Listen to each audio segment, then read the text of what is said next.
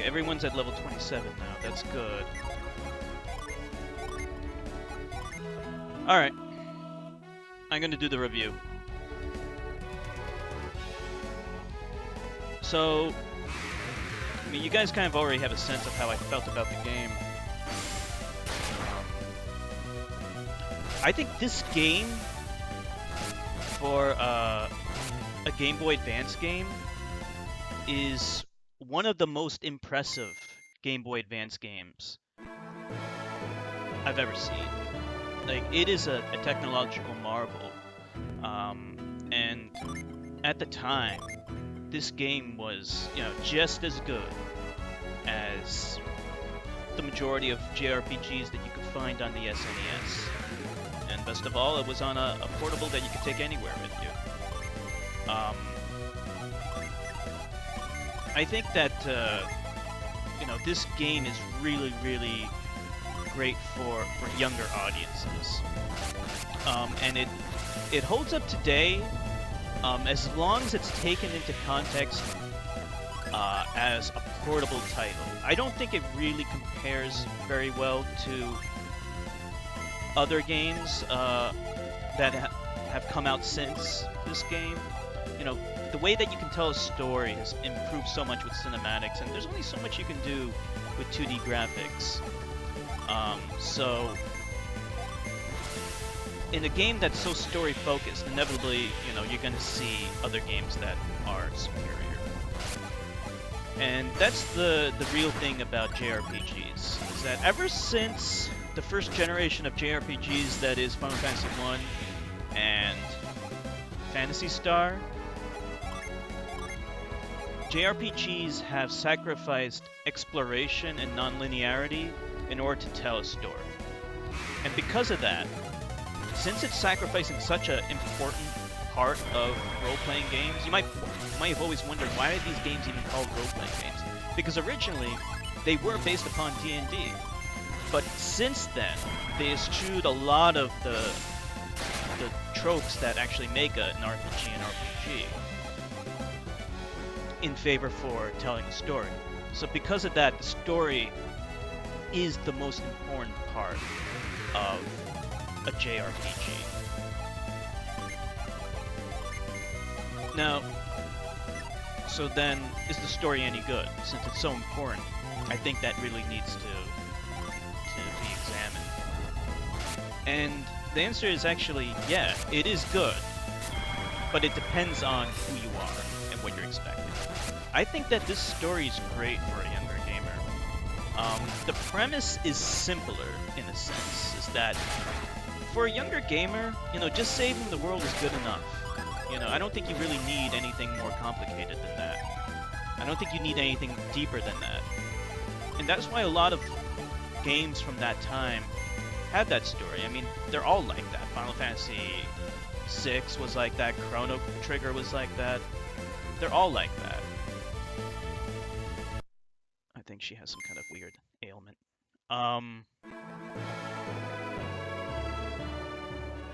So, if I played this when I was in middle school, I think I would have loved it. Especially at the time. Because this game was so far ahead of the time. Unfortunately, you know, for an older gamer, I don't think it can hold my attention. It doesn't hold my attention as well as some other stories do. And the reason is because, I guess for an older person, you need more than just that. Like, I want to avoid saying that the game is too simple, because actually the story is pretty convoluted. They do a lot of different things, there's a lot going on, and how they actually go about saving the world is complex and intricate, and that's all well and good. But for someone like me, you need to have, like, other things that set it apart. You need to have characters that you can identify with, that you care about. The reason why I love Chrono Cross so much is because I love Kid. You know, if there was like one character in this game that I would love, then that character would have carried the entire game for me, because I would have been dying to find out what's going to happen to this character, what's going to happen next. Unfortunately, with this game, I didn't really care what was going to happen next. I was largely apathetic. I didn't really care about any of the characters. And also another thing is that I didn't understand the motivations of the bad guys. And I'm gonna have to tell spoilers, because there's no other way for me to review this other than telling the story, telling spoilers. You only understand the motivations of the antagonists in the second game. And it creates a huge plot twist. And that plot twist is great. It's actually a great plot twist. But unfortunately, in order for the plot twist to really work, you need to like the story in the first place. And since I didn't, I would have had to gone through this entire game without really caring about, the motivations of the antagonists. The antagonists are trying to save the world. They're actually the ones who are trying to keep the disc world together using synergy. And like our heroes that we're playing as right now are working against that. But it's odd, because the way the antagonists behave, it's like, why don't they ever explain their intentions to the main characters? Why don't they ever say, hey, why don't you guys stop getting in our way, because we're actually trying to save the world? Why don't we work together? And there's no compelling reason why they wouldn't believe that the main characters wouldn't agree to them, especially if they explained to them. That was never explained. I don't know if they ever explained that in the next game, but there was never a good reason why they didn't at least just tell these guys why they're doing what they're doing. Another thing that bothered me about the game was a lot of times they do a lot of exposition. They do a lot of talking about doing things, but they'll talk about it for like 30 minutes before they actually do it. And that's like a recurring thing. They constantly do that. And I'm like, okay, you guys are talking about escaping the cave, and the cave is collapsing, but you're not escaping.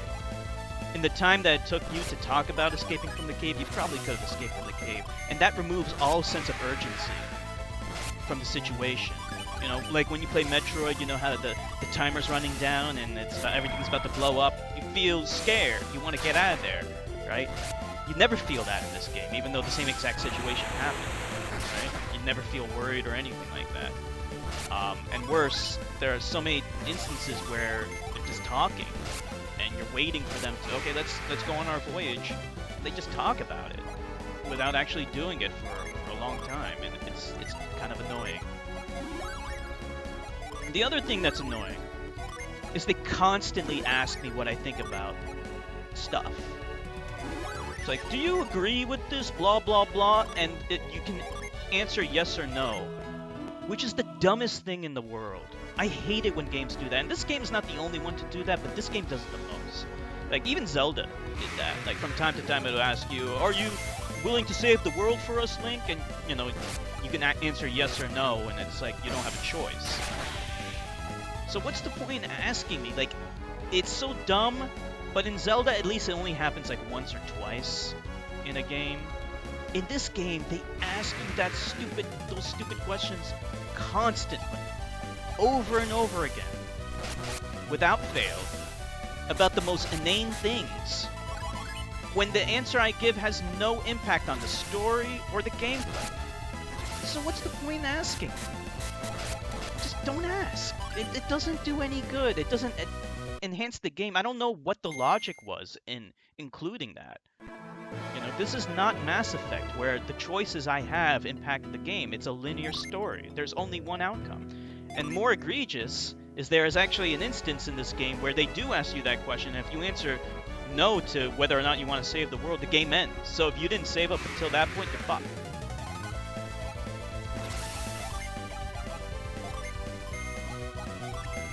So, other than that, Everything else about the game is really solid. The graphics are gorgeous. The battle scenes look great. Like this is a perfect perspective. You know, if you ever played like Final Fantasy 1, the battle scenes look really generic, at least yeah, for the first game. Whereas in this one, it looks really great. Everything, the colors really pop. The music's great. And the combat's fun. I like the Jin thing. It actually does give you like summons, but unlike Final Fantasy, there's actually like a reason to kind of level up your Jins so that you can summon the more powerful ones later on. You know, whereas in Final Fantasy, you would just use the most powerful summon that you have. So in this game, it's a little bit more strategic and cool. So I like that. The enemy design's pretty good. Like I think someone mentioned that they didn't like the enemy design, but I think it looks pretty good. I mean, they all look fairly well. I mean, pixelated, but I mean that's kind of par for the course for. It's a Game Boy Advance game. The resolution's not gonna look all that great, but and not every enemy is gonna look all that great, but they all look pretty good in my opinion. The boss fights, you know, I initially said to Ali that I thought the game was easy, but you know, I jumped the gun with that. The game does become challenging. So there's a good challenge to the game. You do have to grind it out like I am right now sometimes. So it's not too easy.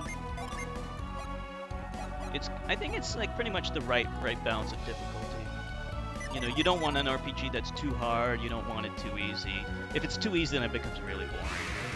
I play games like that, and you just feel like, you know, you're wasting your time. You don't like the story especially. So really, that's all I gotta say. It's a if you love JRPGs, you can't get enough. I'll say this much: if you like Grandia, you'll love this game, and if you love this game, you'll love Grandia because it's basically the same kind of game. But I would say that this game's probably better than that game. If you love JRPGs, you'll love this game, and probably its sequel. That's all I gotta say.